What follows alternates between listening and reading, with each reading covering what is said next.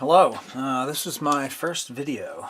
I'm going to be going through some of my RC car collection. I'm going to start with this car. This is a Schumacher 2000 EC, considered vintage, I guess, by today's standards.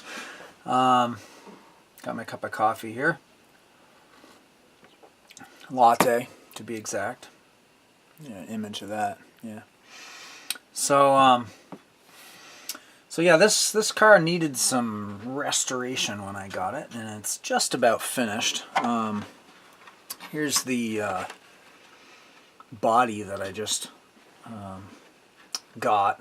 It's a reproduction body because Schumacher does not have that available anymore.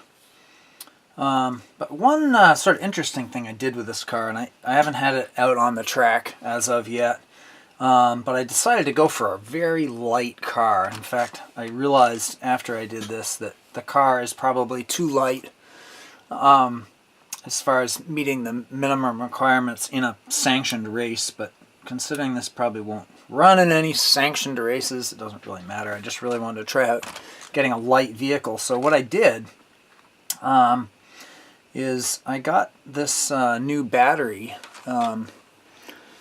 that is basically the size of one saddle pack, and of course cut down the weight tremendously.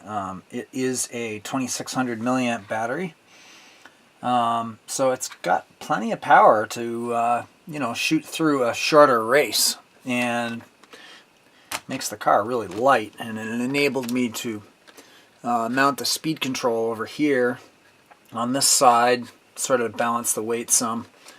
Got this car originally on eBay, and I've put new belts in it. Let's see what else I've done. I mean, all the electronics except for the motor and the speed control actually came with it. And this car came from the UK, and so I thought it'd just be kind of neat to keep the original motor, at least to try it out. So it's a brushed motor and a brushed speed control by a company called Nosram.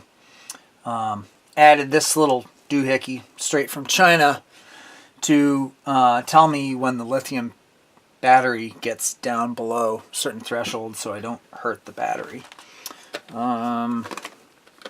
Use some associated hold downs here on the battery.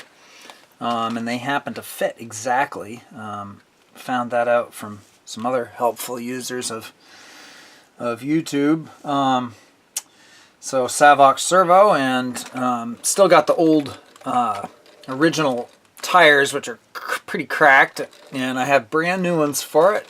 Might well be putting these square sort of block tires on by Schumacher. Front and back. And I also ordered from Schumacher, or Schumacher properly pronounced, new wheels to fit this car. And the cool thing is that they still make them here in 2017, or at least they still have them in stock for a car that came out in the mid-90s. So yeah, I believe it's 1995. I could have it wrong a bit. This won the European Championships. This model of car. Yeah, I guess that's somewhat it. A lot of replacement parts I put in this. One thing kind of neat. It has ball differentials, front and the back, some really cool drive shafts that actually telescope, which I thought was ahead of its time. But yeah, had to put a lot of drivetrain parts in. That it had a bent lay shaft here. The spur gear was ruined. I found another spur gear for it. New belts, as I said. And the biggest thing that was sort of off on this car, and you could have driven it like that, but the thrust bearings in the ball differentials were really gritty, so you'd turn this and it would, you know, grind. And